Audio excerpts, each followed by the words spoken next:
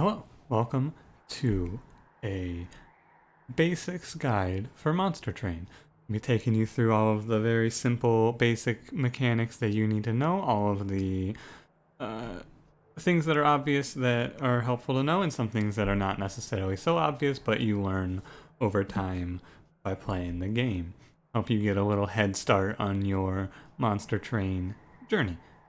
I'm going to start right off here, go on into a new run. I'll play a quick run with you on Covenant Zero. We're not going to go all the way through. This video should take about 10 minutes to get through everything I want to get through, I imagine, maybe even a little shorter. It's going to take you through the simple stuff. I'm going to go through probably the first two combats, show you how combat works, show you how the overworld works, and show you how starting the game works. Without any further ado, let's begin. Starting off here, we have our character select screen, our clan select screen, however you want to go about it. You pick two clans every run. You have a primary clan as well as a secondary clan. Your secondary clan, you just get access to their cards, and your primary clan, you get access to their cards, and also you'll get their champion. I'll explain the champion in the first combat, but basically each of the 5 clans has a unique champion who will help you a lot. They'll kind of define your run. We're going to play this run as Hellhorned Awoken because this is the standard starting run. If you're having trouble with this game, I recommend you play as these two clans, even if you have more unlocked. I think that these guys are the easiest to understand. And without any further ado, let's get into it. So, right out the gate, first thing you'll see when you start a new run, you'll see what your final boss is, Seraph the Diligent. There's 3 types of each major boss: Seraph the Diligent, Seraph the Chaste, Seraph the Temperament, and there's also 3 types of the other 2 major bosses. Major bosses, if I bring up the map here, you'll see, major bosses spawn 3rd floor, always, you'll fight Daedalus on the 3rd floor. 6th floor, you'll fight Fel, always on the 6th floor, and on the 8th floor, you'll fight Seraph the Diligent, or Seraph the Temperament, or Seraph the Chaste. There's 3 versions of each one, and even though it doesn't tell you outright which one is which for Daedalus and Fel, you can look at the map and figure out which one, which version it is, because there's 3 versions of both of these bosses as well. The splash on the mini-map tells you. You can learn those as you go. I'm not going to go through them all right now. Maybe that's something that you don't need to know starting out. That's not something that's going to make or break your run. It's just kind of nice to know. After you confirm this, you'll get to choose every time an upgrade for your champion as well as an artifact. I tend to take the artifact first. Doesn't really matter, right? I'm not going to go too in depth on the artifacts or anything like that. This isn't that sort of a video. I'm just going to take these. You'll always get to take an upgrade as well as an artifact, though. That's all you really need to know there. This video isn't going in depth on like, oh, best champion, best artifacts, right? This is just going to be your very simple gameplay basics. Every single combat, with the exception of the 3 major bosses, you have the option to enable a trial. The trial will increase the difficulty of the combat, but you'll get a reward. So on this combat, I will give all enemy units plus 10 armor. However, for doing this at the end of the round, I will get to draft a unit. I'm not going to take this for simplicity's sake. You can decide for yourself. Gauging if you're strong enough to take a trial or not is a little more advanced than I feel like this video needs to get into here. So, combat is very straightforward. I think it's very easy to understand. This game is a turn-based game. At first look, I especially felt like, first look at this, it's kind of overwhelming. However, I'm here for you to make it a little bit easier to understand. At the start of every round, the enemies will spawn in on the bottom floor of your train, right down here. They will spawn in, and at the end of every turn, they will move up the train 1 floor until they get to the top floor. So if I hit end turn now, they will walk up, they'll go up here, hit end turn again, they'll walk up to this 3rd floor, hit end turn, they'll go up and they'll do damage to our pyre. Our pyre is essentially our max HP. This is our health. If this thing drops to 0, we lose. The way combat works within the pyre, I'll actually show you here. Yeah, this is a run where I can show you, but I'll get into that a little bit later. Every single combat, you will always draw your champion in your opening hand, an important thing to know as well. You draw 5 cards a turn, you gain 3 energy per turn standard. and your train has 5 space standard. Now, what is space? You may be like, oh, I don't understand that. That's a good point. That's what I'm here for. At the top of your unit cards, you can see how much space they take up. My Hornbreaker Prince here takes up 2 space. He would take up 2 space of the 5 space in this room. Each room has 5 space by standards. There are ways to increase it. But other than that, I'll just start playing through. We're going to go ahead, we're going to set up our Hornbreaker Prince, play him down, and then we can do anything else we want here. We got 3 energy. Best way to go about this is going to be to torch the healer, and then just throw the healing on here. This gives him regen. Regen is one of many keywords in this game. Regen, multi-strike, armor. There's a lot of keywords for you to learn. However, they're all pretty intuitive if you've played games like this before. I will have a resource in the description to go alongside this video, an article written by someone who went through and compiled all of the keywords into one easy to go through compendium so you can learn them all relatively quickly. You'll see how combat plays out here. I'm going to turn the speed down to normal just so you can understand it entirely.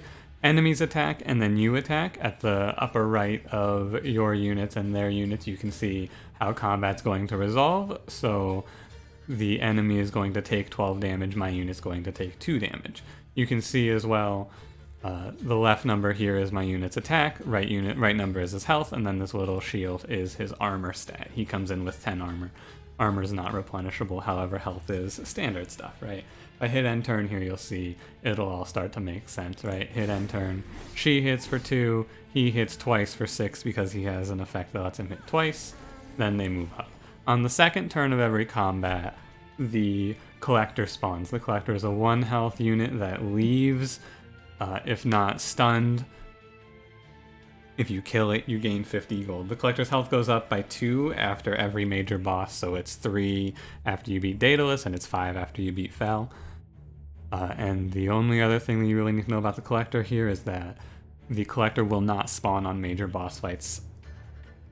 Oh yeah, and the last thing you need to know is the collector never spawns on the bottom floor. So the collector will always spawn on one of the top 2 floors. To recap, spawns on one of the top 2 floors, gives you money if you kill him, always spawns second turn, no matter where you are in the game. Other than that, I'm going to let the Forged Disciple get to the top 4 so that you can see how it works. I'm going to kill this. You just hit him with a torch, for example, here. And you see we gained 50 gold. 50 gold is used for many things. Buying at the shop is the primary one, but there are events that use it as well.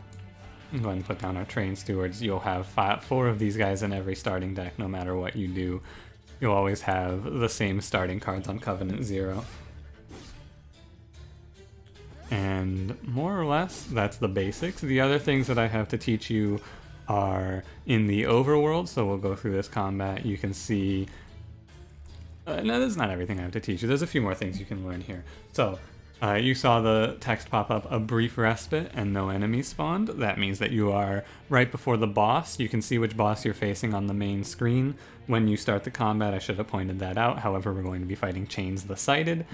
Each floor has its own set of bosses that you can face. There's 2 on this floor, 3 on floor 2, 4, and 5, and 2 on floor 7, and you'll always fight the same boss on floors 3, 6, and 8.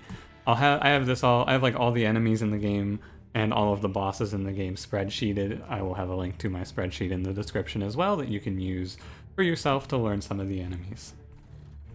Go ahead and kill this guy and we'll move along here. There's not a ton else to teach you though. I feel like you more or less have all of the knowledge that I have to impart on you for this section. When they get up to your pyre, combat, not the greatest example, but when an enemy reaches your pyre, they get to attack and then combat is carried out until the end. However, when you face the boss, this enemy does not get to go up. All combats this combat has to resolve before this unit gets to go up. Don't ask me why, because I'm not 100% sure. But if I just leave this Forged Disciple in here without killing it, you'll see it doesn't get to go up.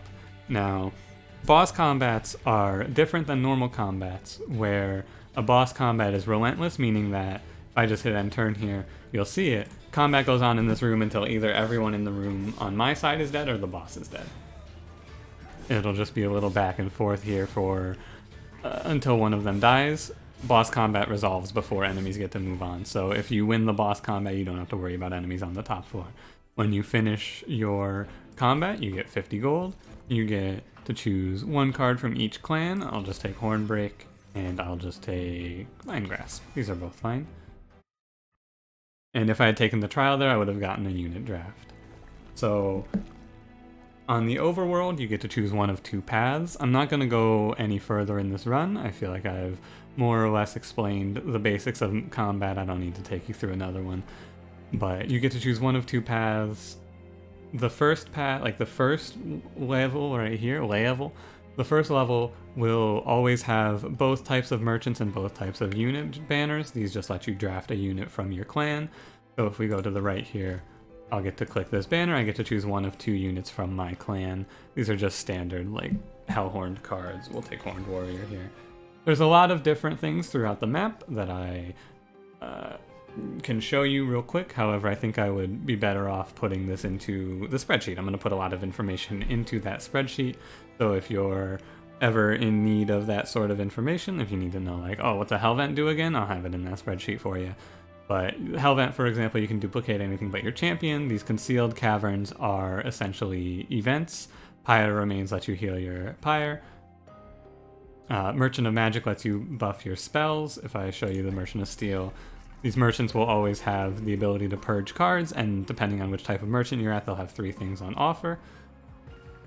These are upgrades. I didn't really touch on the upgrade system, so I can show you that real quick here before we move along. You can essentially pay money to put an upgrade onto any of your units. Each unit has 2 upgrade slots. You cannot upgrade your champion, but you can see I can just throw this for 20 gold and make this guy a 44 instead of a 34. 30 attack, 4 health, that is. I can also give him multi-strike once, so he could be hitting 80 damage around, 40 twice. Good to know. You'll learn as you play all of the different types of enhancements. There are common enhancements like just plain health, and there are also enhancements that are specific to the clans you have. So for example, you can get a upgrade if you have the Awoken in your set. Like if you have access to the Awoken cards, you can get an upgrade that allows you to put 4 spikes onto a unit. For example, there's a lot of these. You'll learn them as you go.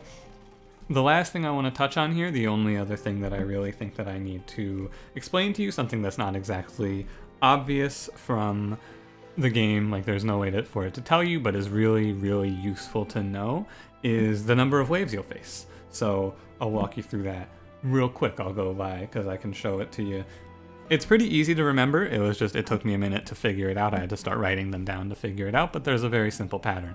In the first 2 of combats, you will face 4 rounds. The first 2 rounds will be common unit spawns, the 3rd round will be a brief respite, and then the 4th round will be whichever boss was shown on your screen.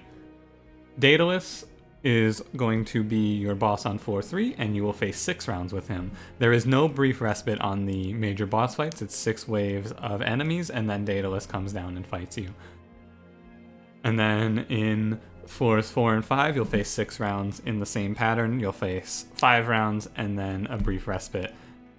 4 rounds, and then the 5th round will be a brief respite, and the 6th round will be whichever boss you face.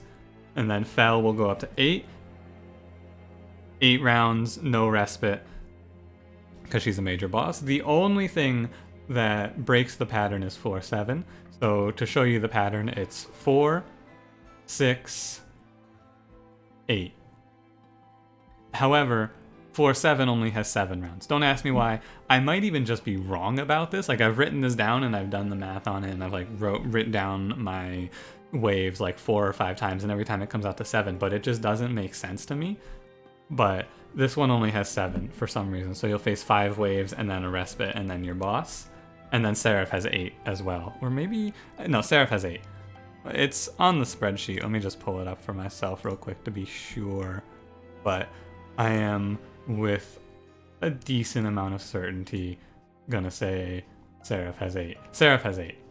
Yeah. Yeah, okay. For sure. Just making sure, just making 100% certain of that. But it's good to know, because you can plan out Like, knowing when your brief respite's going to come, knowing when the enemies are going to stop spawning is good to know, so you can plan out your like planning of your units. Do I need to kill this unit, or do I need to prepare for another wave? Things like that. So to recap unit spawns: 4 with respite, 6 without, 6 with respite, 8 without, 7 with a respite, and then 8 no respite.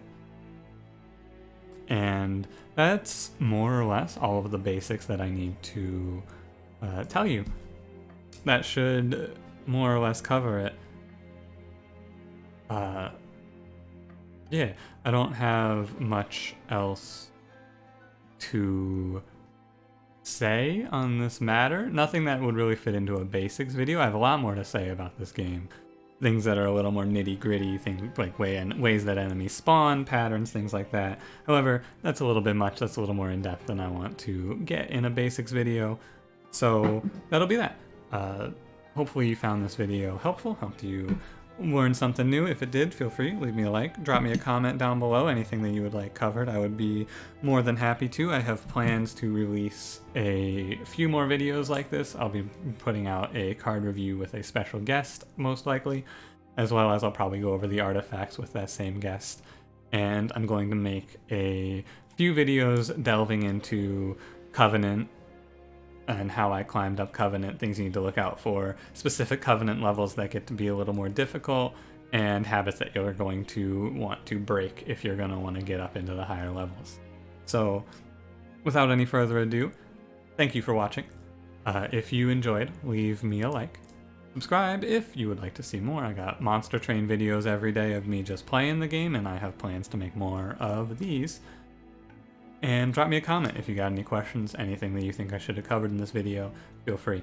I will be more than happy to respond. And I hope you have a good one. I will see you in the next one. Farewell.